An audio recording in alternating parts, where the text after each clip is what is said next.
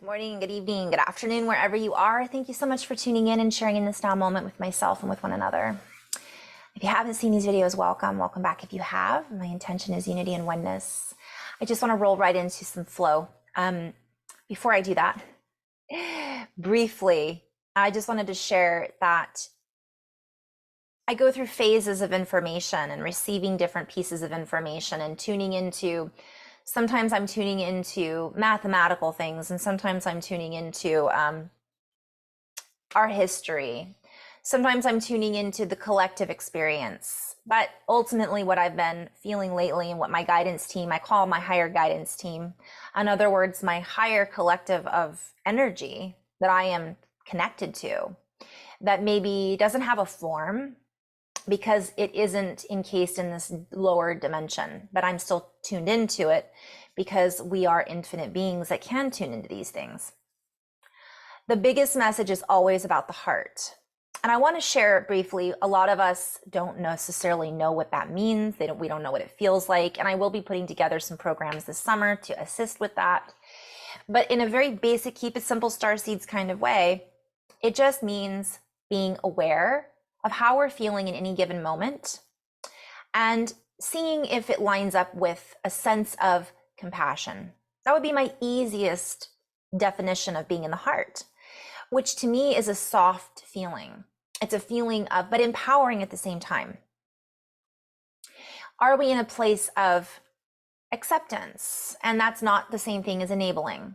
Are we in a place of compassion? That's not necessarily the same thing as sympathizing or things,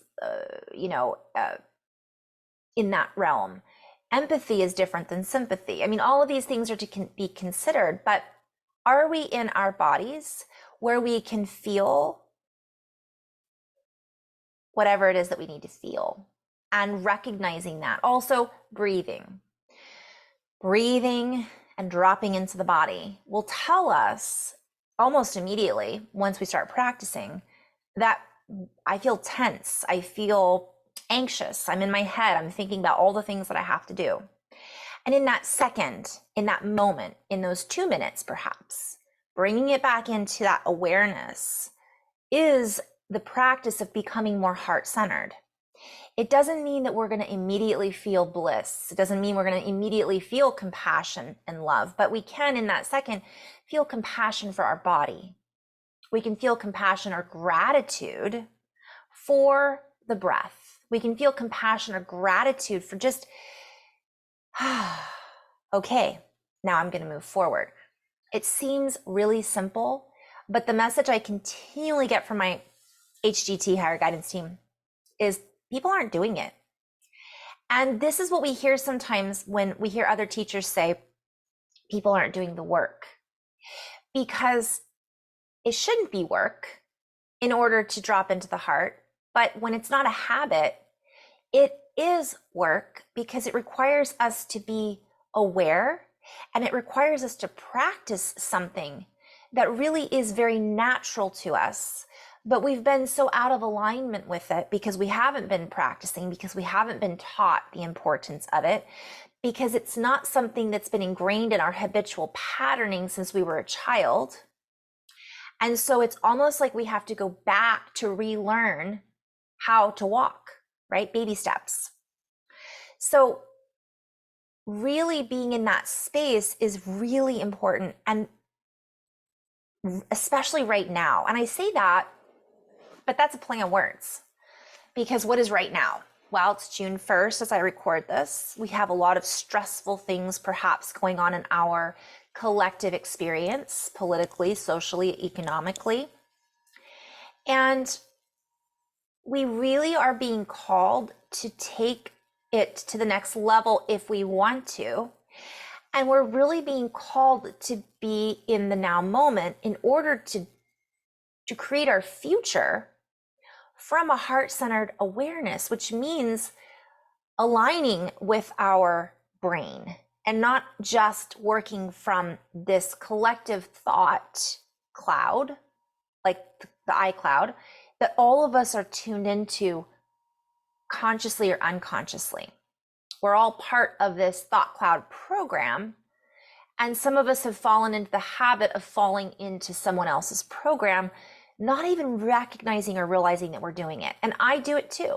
We all have those moments, but we also all have the moment to choose, the choice in the moment to choose what we're tuning into and how we're feeling in that moment. And we have, now is the time to tune back into, I'm hearing the secretion, the secret of the heart.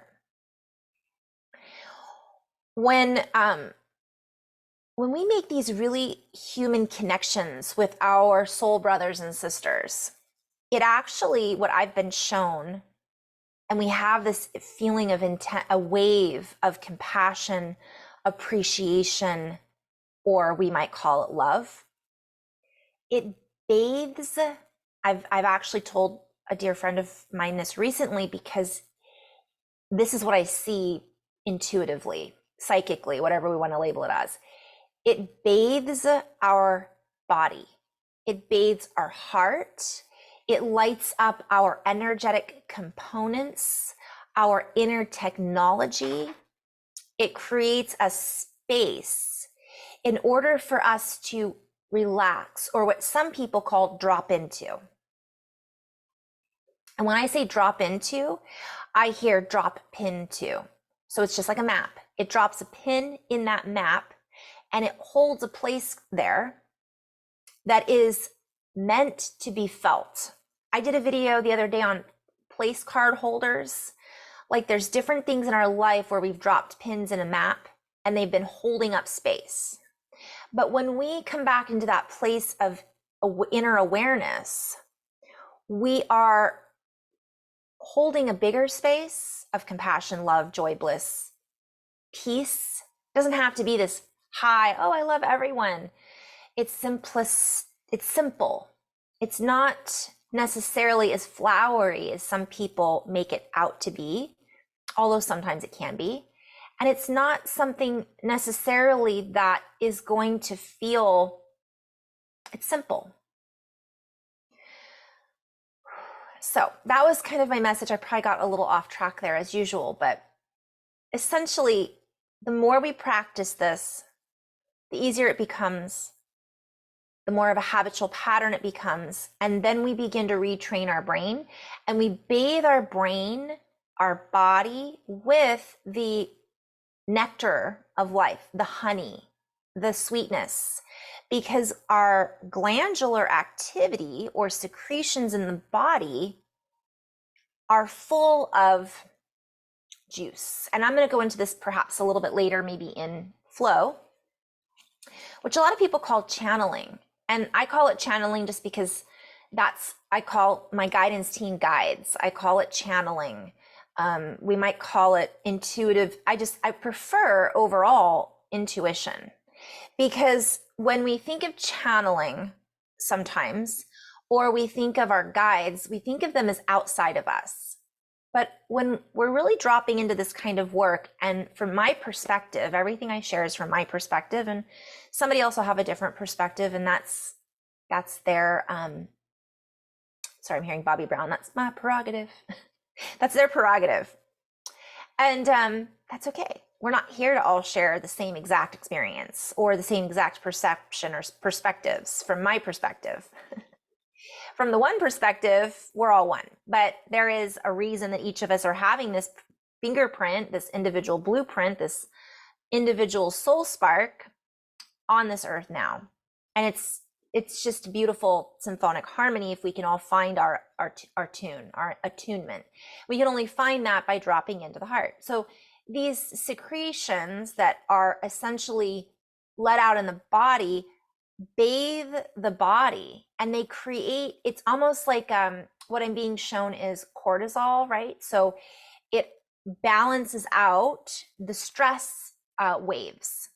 And then what it does is it creates this feeling of spaciousness versus constriction. When we feel constricted and we feel under stress or under tension, that it makes it almost impossible or much more difficult to realize, to be in that moment. And when I say realize, like, it's to make real what we see, we're seeing things and we're lacking clarity in that moment because we're not seeing with eyes to see, which the eyes are not just the physical perception, they're the inner knowingness. That's the intuition.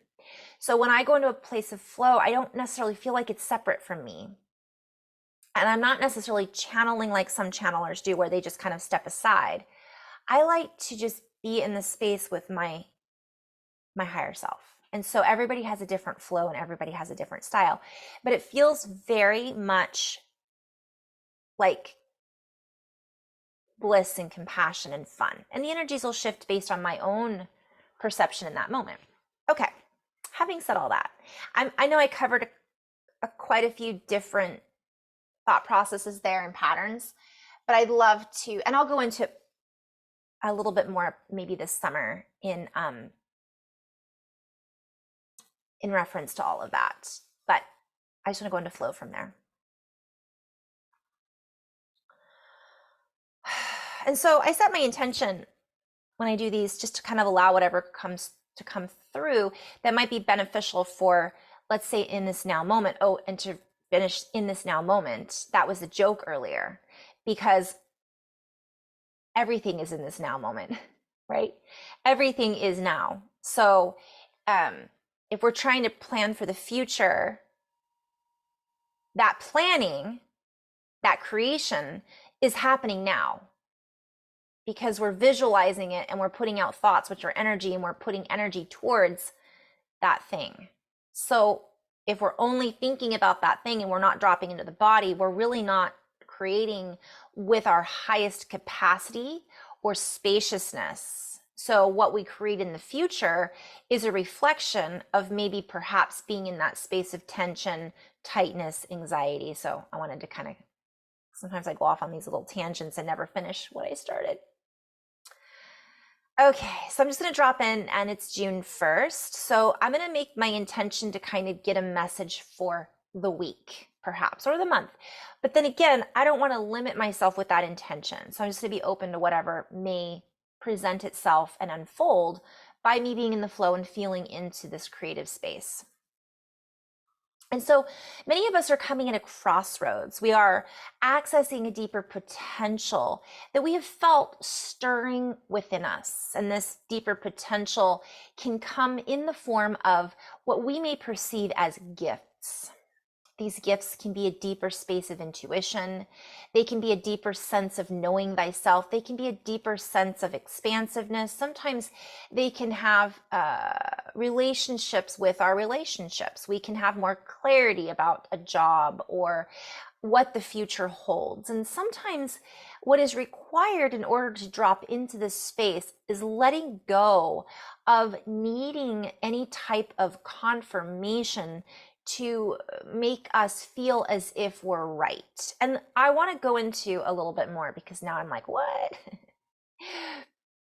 This can seem confusing because, as we have mentioned in the past, having validation can feel very complete. It can make us feel like we have closure on something. Yet we are inviting all of you that are tuning into this now to invite yourself to let go of the need to really have all of the validation that you think you need, and to trust in the process. And we've heard this before from other teachers, and this can be very frustrating at times for us, being on this human trail, which we would, I'm seeing like breadcrumbs, like we want the breadcrumbs, right? We want to have, we want to be guided.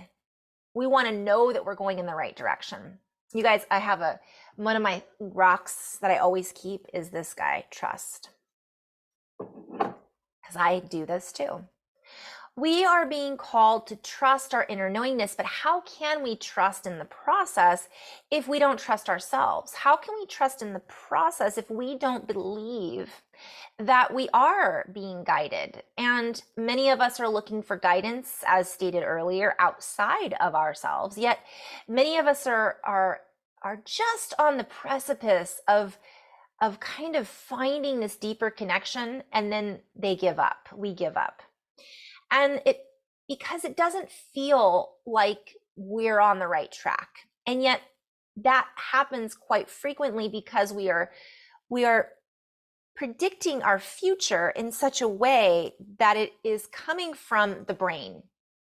Or better spoken, it isn't even coming from the brain. We just think that it is. We think that we are thinking about what we need to accomplish, what we think we might be doing, and we are not connecting the heart. And so we are continuously coming back, because in this now time that we may call June, yet this is applicable to all now times, we are creating a faster pace.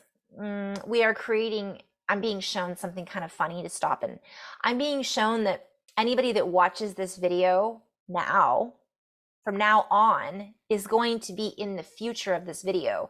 So it will be really applicable, because the farther ahead we get in the future, which is also a whole other topic, the faster we're going to be creating. And I'm hearing ding, ding, ding, ding. So what happens is we are creating in a limitless, multi-dimensional sea. And this is a play on words. I'm hearing sea like a C note, ocean. I'm seeing hundreds, but it's infinite, the 100 C note value system of multi-dimensionality, if we want to call it that. And so without getting lost in the waves, we are in this particular zone of reality, creating in a particular, we'll say, time accordance. And so the heart chords that we are tuning are going through, we might call it a hyper adjustment, because I'm hearing a hypercube, but there's a hypercuboctron.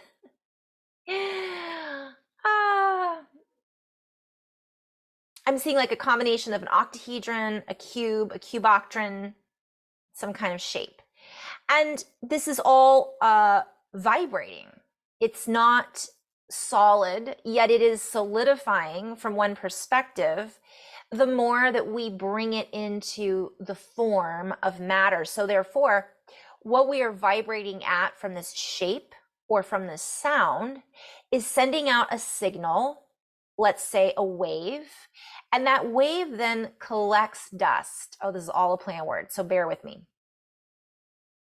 This wave collects dust particles, and we bring this example for those of you who are familiar with perhaps, I'm hearing cryptology, cryptography, but I'm also seeing, what's the, not Bitcoin, but I'm seeing I'm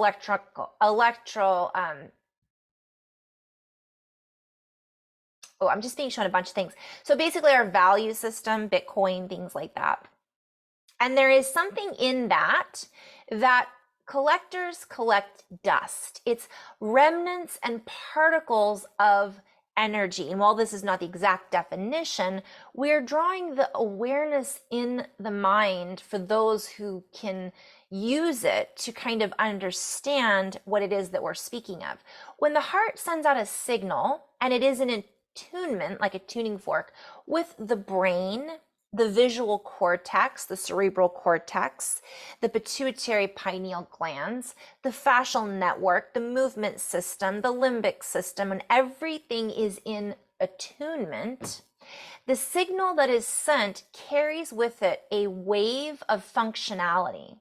This functional distancing, or ability to distance, function at a distance, I'm hearing spooky, action at a distance, carries with it particles. Yet they are waves and spins and electricity and sound and geometry, shapes, and essentially it weaves with remnants or thought patterns or certain energies that literally come into materialization and then harmonize in a sound signature matrix waveform.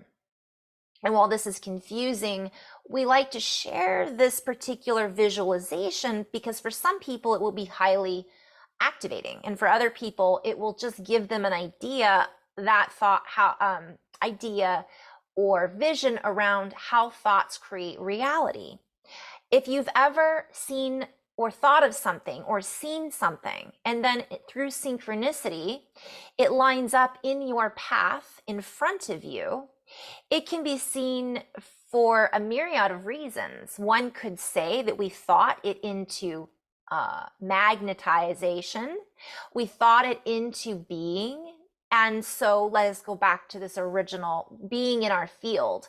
We lined up with it. Again, we bring the attention to a tuning fork, or if you're a musician, tuning with a symphony. So this sound harmonizes with other like-minded sounds, and these all create a pattern. These patterns begin to move, morph, and shape into the patterns of our reality. Now let us step back for a moment to this beginning heart signature chord, which each of us has a different signature frequency based on our perception of reality, based on our thought patterns, based on how we feel in any given moment. All of these are geometrical equivalencies or values that we attribute to the energetic frequency or the coil that we are sending through the soup or through the matter. I'm hearing a superconductive fluidity that we are all encased within. Perhaps it is described as plasma from some, or electrons and others. It matters not exactly, but in this transmission, but we wish to draw the attention and awareness around the fluid that we are all encased within, yet we are also encased within another set of fluid, which is the human body. So it's fluid within fluid that is a vibrating, morphing, organic technology of sorts. So this heart signature then carries out and sends out this song, and the other signatures that line up with that. I'm being shown magnets. They like draw together and then form matter from one perspective. So when we are in this new frame, this new time frame, within this new holding pattern or station of time or placement within the time frame network, we are harnessing much more of those magnetic capabilities from one perspective, or we are harnessing much more fluidity and wave pattern sound signatures that allow us to create in a much faster rate. I'm hearing rate of variance and speed.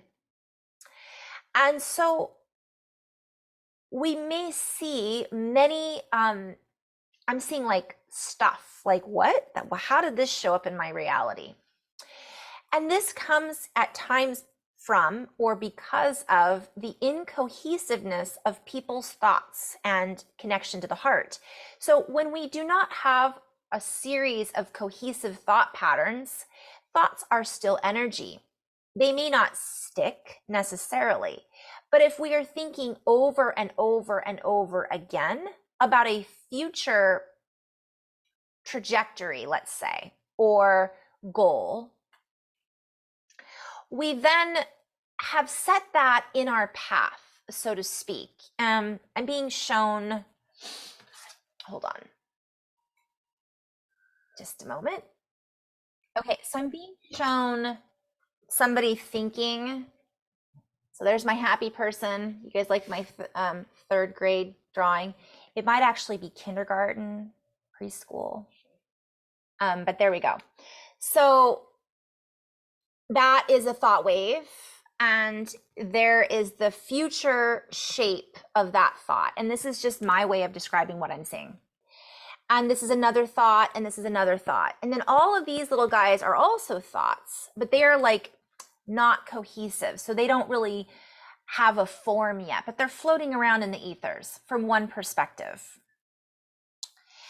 They're energy. And so I'm being shown again, dust. Now, I have talked about dust in multiple writings and they use dust to explain remnants of something from the past in this particular transmission. So let's say all of this is dust, but this collects at a much more cohesive rate because we're thinking about it much more frequently. Okay, these don't hold the cohesiveness because they're scattered. So it's particles everywhere. And then I'm being shown an Etch-a-Sketch, essentially. The Etch-a-Sketch magnetizes and forms a shape. And then this is basically part of what shows up in our path in the future. And the future could be tomorrow. The future could be a week from now. And this is, again, just my own little presentation of what I'm seeing, what I'm being shown. Now, let's say we go into the heart, okay? The heart also sends out the same pattern. And now it takes this shape and it becomes bigger or more cohesive. And you guys, obviously, that's supposed to be a pyramid, but it actually looks like a diamond. But I think a diamond is actually a really good tool to use because I see the human as this diamond. But anyways, so we send out those patterns and the dust collects. And dust I use interchangeably for also the photons or particles that are left over from the sun and things like that. That's a whole other spin. But for this, I use words interchangeably sometimes. And so what I'm being shown is the dust particles then collect and make a formation. We're seeing a lot of dust bunnies, one might call it, the ones that have been hidden underneath the cupboard and now we're pulling them out and they're just all kind of yuck, what is that? And it's showing up for us because we haven't cleaned out our thought patterns. We haven't necessarily cleaned out our habits. And so what I'm being shown is that when we get back into the heart, it's almost like a self-cleaning. I'm being shown a cat litter box that is self-cleaning. It like cleans it all out and kind of cleanses the system. But when we do that intentionally, I'm being shown, this is a funny example, you still have to clean out the litter box. Like you still have to come in and remove it. So that takes conscious interaction with the bunnies. So we can clear out these old patterns by us focusing and practicing on aligning ourselves with source, the true source of bliss, joy.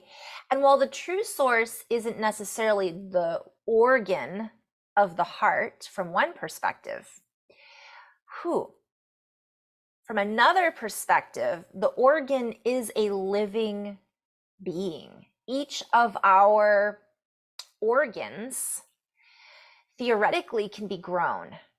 Therefore, each of those organs individually is an entity, we might call it. So our body, we've heard our teachers say that we are the universe. Inside of us is a universe. Well, we have our Milky Way galaxy, we'll say, is full of planets. Within those planets, each individual planet has a role in, especially astrology. Well, if we look at our bodies, each organ is like an individual unit that is working in unison. They each have different jobs, but they're all relevant to the whole picture. So many of us have been creating just fine. Yet now when we line it up with what's in our heart, and this isn't, I'm being guided to stop and say, it's not about, yes, nice things sometimes make us happy, right? I love to go shopping sometimes, right? So we call it retail therapy, right? So we go and buy something and we put a pretty vase, on our table and it makes us feel good. And that makes our heart happy. But what I'm being guided to go back to is that is a material object that we may have actually in our head thought about, I want a vase, and then you go and you find it and it makes you happy and it's complete. This is bigger than that. It's deeper than that. It's a soul frequency. It's feeling into the whole. And I'm hearing phi, P-H-I, the whole infinite versus the finite. So yet all of it's connected because we're in a material world, which is finite. Does that make sense? So let me go back into flow. So when we unify is as an organism, we begin to utilize all of the human organic technology, which many of us have been operating on. I'm seeing like we've been operating on 4 cylinders when we actually had 8 cylinders. And so this is happening more and more, yet it will happen more and more the more we tune into this signature frequency. What is it that we feel compassionate about? And I'm being called to play with this. For when we use the word compassion, it is a unification of calm, passion. It's not just passion. It is compression that is essentially pressed into the heart and expanded out from there. I'm seeing a coil. I'm seeing a spring. I'm seeing a reference to compression. All this stuff is stored up, and then as it expands or springs out like a slinky, we can then pull up what's created from that. And I'm also being shown DNA. We begin to communicate with the fullness or the wholeness or the completeness of, I'm just seeing everything. I'm being shown the universe inside of us, our organs, each other, all of it. When each one of us accesses this potential, which we all do from time to time, we may feel a wave of uncertainty because it isn't necessarily something that we are always used to feeling. And it can wreak havoc at times with those of us who are never used to feeling it on our, I'm hearing immune system, and this is a play on words as well. For our immune system feels as if it is at a heightened state of work.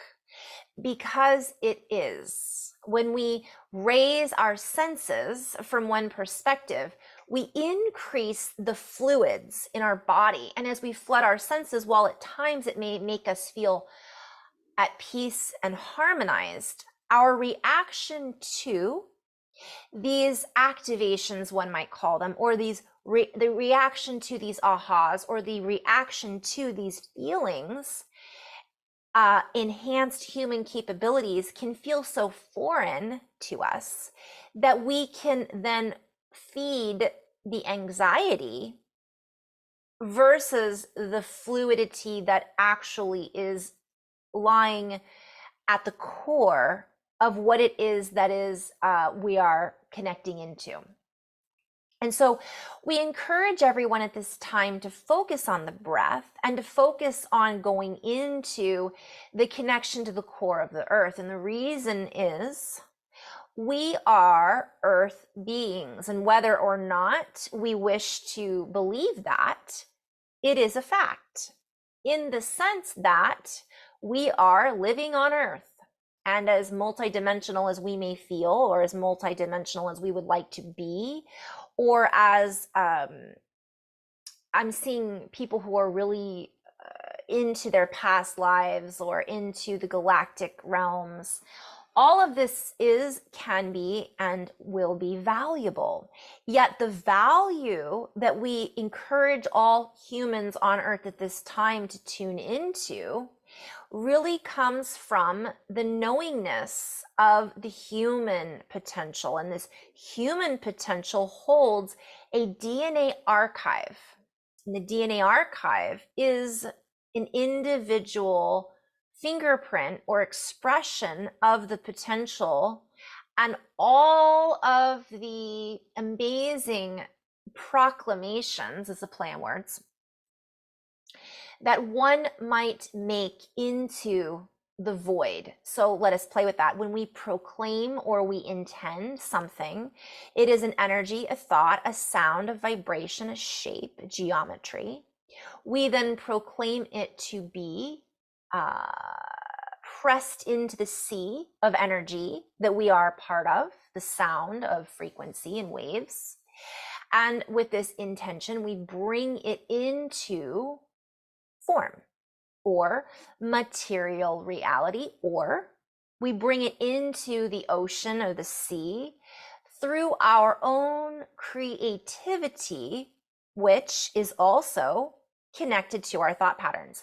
Yet our innate creativity, the juice, the real heart-centered creativity has much more validity. Oh, this goes back to the validation.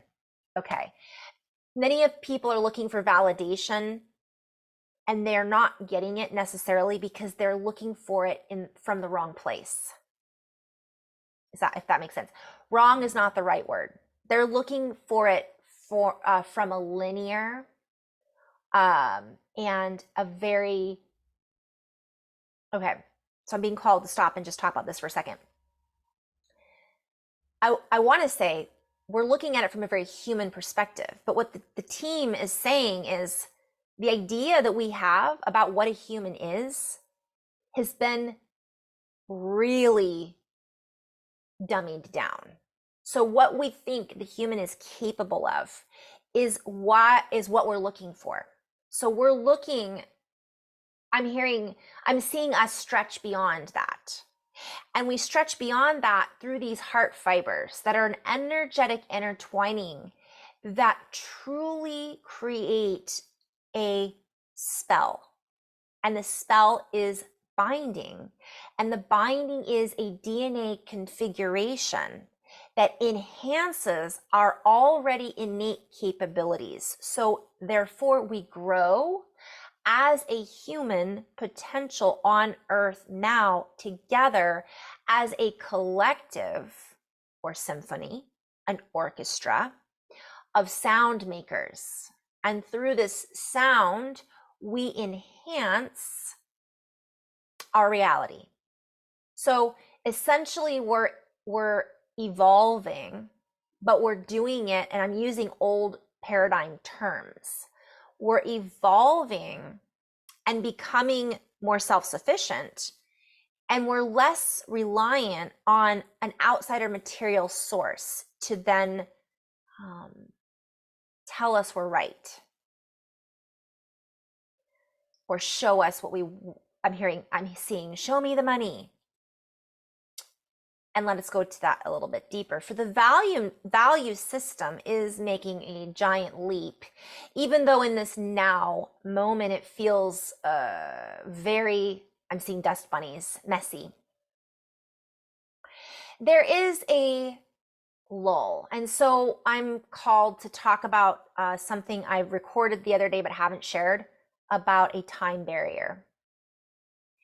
So we are referring back to the fact that humans are creating at a very fast rate, and the ones who are heart-centered are creating an even stronger wave. And so that is why the message has been the focus we really would encourage everybody to focus on is balance, compassion, and so on and so forth. Because just because we are heart-centered and just because we are in our hearts in one moment, I'm hearing in any given moment, it does not mean that it will carry us through all in every moment of every day, because we are having human experiences on earth. And so this may shift for us. So if we have activated that potential within us, we must recognize that we are very powerful sound makers. And so it is our responsibility from one perspective to really hone in on our abilities to respond. Responsibility. It is our responsibility to recognize how we are responding to our environment and to then co-create from as balanced and organized, not in a linear sense, but feeling our body, breathing, recognizing our thoughts create energy as much as possible, because we are the carriers of a particular lineage. And this is all a play on words. Those of us that are knowing of this right now or feeling into this are carriers of a particular lineage, meaning what is lineage? Lineage is DNA. So we have activated within our DNA a certain potential that the more we activate it, the faster we create, and therefore the bigger creations we can then carry forward versus, so it enhances our power. So we must be cognizant, again, heart-brain connection, of what it is that we are co-creating together in the best of our abilities. And so there is a certain lag time that has been purposefully set up from one perspective. From another perspective and another dimensional definition, this is not true. But from a basic perspective, this is a version or variation of the truth of how our reality works. And let us explain a little bit more. So this barrier was set up, let us say, from our past versions of ourselves. And we saw that this future version of ourselves may get ahead of ourselves if we weren't fully grounded and anchored in our knowingness of who we really are. And so it's a little bit like walking and running at the same time. We can trip over our own feet. And so this leads us back to a message we gave several days ago about the feet and grounding and why it isn't so important. So we are interlacing several concepts here. Number one is the earth is our tool in order to help us co-create, because we are co-creating with her on earth at this time. So utilize her as a tool. And in order to stay on track and not trip over our feet, we must be grounded on our track that is a multidimensional track, meaning it isn't just one track. We have many different, yet one foot in front of the other is how we must run, if this makes sense. So not getting ahead of ourselves and staying as much as we can in alignment with our compassionate human capabilities will help us and assist the whole of humanity. What I'm seeing, and I talked about this the other day, is some people are going to jump in front of others, and then that might flip-flop at times. So we're actually, I'm getting goosebumps. You know, we might have a friend who is like on it, on point, right? And they're heart-centered and they're manifesting beautiful things. And then all of a sudden they have something happen in their reality that breaks that. It breaks that wave. It breaks that cycle. What I'm being called to say is it's never broken. It just feels like that. And what I'm hearing is it diminishes it. It's not gone. It just constricts it. And so they might end up needing to stand still and not move. And again, I did a video on stillness. It doesn't mean they're not moving. It just means they might need to go backwards and say, okay, I can't run right now. I have to just really slow things down. And then we get out in front of them and help co-create a future that then they see in front of them. Ooh, this is how we're all co-creating our collective reality, but it's different perspective for each of us. And that's a whole other video. But essentially, let's say, especially those of us that are in our soul groups, we're really helping co-create for each other from one perspective. So let's say you're working on a project with someone and it involves really bringing forward the teachings of whatever it might be. And that partner, whether it be a friend or a coworker, but let's just use this partner, business partner, has this moment where they're just not able, they're in their heads, they're stuck, they're dealing with a lot of personal things, human things that we all deal with from time to time. That's when those of us who aren't in that moment dealing with that, or we are able to balance it out, we help carry the load. We're not doing it to carry the load for them. And I'm really being called to emphasize this. We are doing it because we are doing it. It just is something that we're capable of doing it. We're doing it for all of us because we're all connected. Although there are moments when we can step up to the plate and help our friends, family, partners carry the load, because we are capable of it, and because we're balanced enough that we can help them see within themselves, give them, what I'm hearing is validation, that they're going to be okay, or that's not even the right word. I'm being called to take a step back from that, because there never is a guarantee. And what does being okay mean? Because that's so abstract. We give them validation that we see them. We're giving them validation that we've got this. And we're going to take turns at times with certain people. And that's part of maybe a soul connection. It's part of what makes us feel good. It goes back to the ego. It's not the ego. We just do it. It's not because I'm being called to address that briefly again. It's not because doing it makes us get recognition from that person. It's because we just do it. We're bringing somebody something because we just do, not because we need validation, not because we want to feed our ego in the sense of, oh, I did this nice thing for somebody and now they're going to want to do something nice for me. Or I did this nice thing for somebody and I want recognition. Or I did this nice thing for somebody and I live for just making other people feel good, because that's a little bit of a martyr, and that's a whole other video too. So it's recognizing that, and just when we're in flow and we're in heart coherence, what I'm hearing is it just happens naturally. We aren't thinking about it. And that's the biggest difference between the heart coherence, brain coherence connection and thinking about it, right? And sometimes thinking about it leads us to the heart connection, because we recognize, oh, I'm doing this maybe for reasons that aren't fully in alignment with what I feel. And then we can ask ourselves, well, why am I doing this? Am I balanced right now? Maybe we both have to take a step back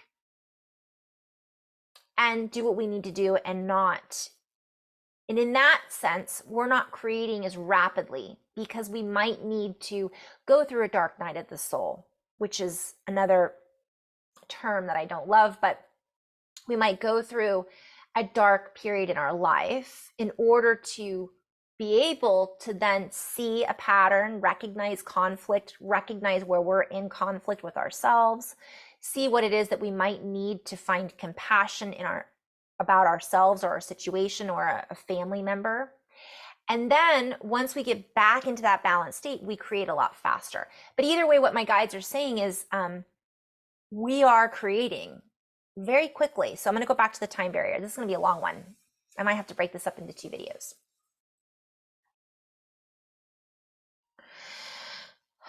And so this barrier, or I'm seeing like a glass bubble that we're not even aware that's there, that's kind of keeping us from fully exploding into full time travel from one perspective.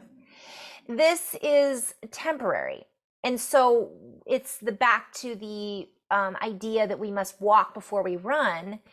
And we can run and really co-create so fast in unison with the energies that are coming up from the earth to assist us in that. For we are earth beings. We are connected to her through our technology.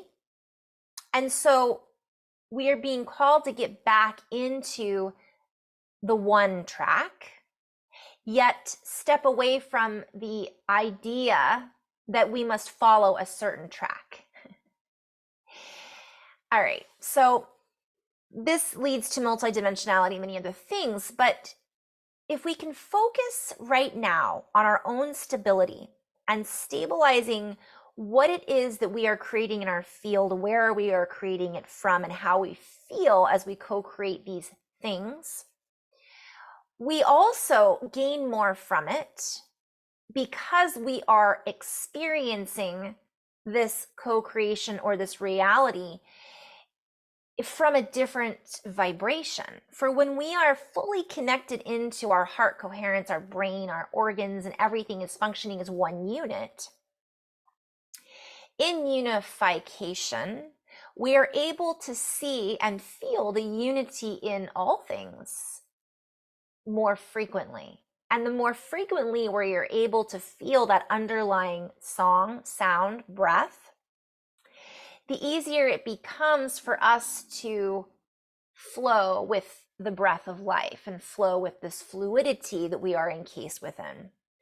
The easier it becomes, and the less in resistance we feel, and the less resistance we feel, the less friction we feel, and the less friction that we feel, the less unnecessary sparks we create and fires we have to put out from one perspective. Also recognizing that how we feel is what changes our perspective. And so if we are heart coherent and we are connected in unification, we feel more. Therefore, we experience things in that feeling. Therefore, we are able to understand more about ourselves, know thyself, and we gain more footing. We gain greater clarity about many of the questions that we didn't know we had, or that we did have that we've never asked, or that we have yet to ask that will come up as we experience these things. And so we are called to do this work until it becomes part of our path here on earth, until it becomes embedded within our very sense of who we are and our beingness. When we can be held in this space of heart coherence, love, compassion, gratitude, we are then able to behold through the eyes of the beholder a completely different version of our reality that we may have been unable to see or feel into before we came to this point in time, in this now moment, in every given moment. So I'm going to kind of end on that note in this now moment, and invite you to play with this. This message has been delivered in a kind of a wordplay format, as most of them are, but I'm so grateful for everyone who is tuning into this and everyone who shares these videos and just shares in this expression or energetic compilation as co-creators, right? We are all working together in some way, whether we realize it or not, and it may not be the same way that we all think it should be. But part of this bigger message is us tuning into more of these sensations that allow us to experience life in the fullness and completeness that many of us are missing, lacking, searching for, and yet it's really can be already here now. All right. Thanks so much. In love and light, guys. Namaste.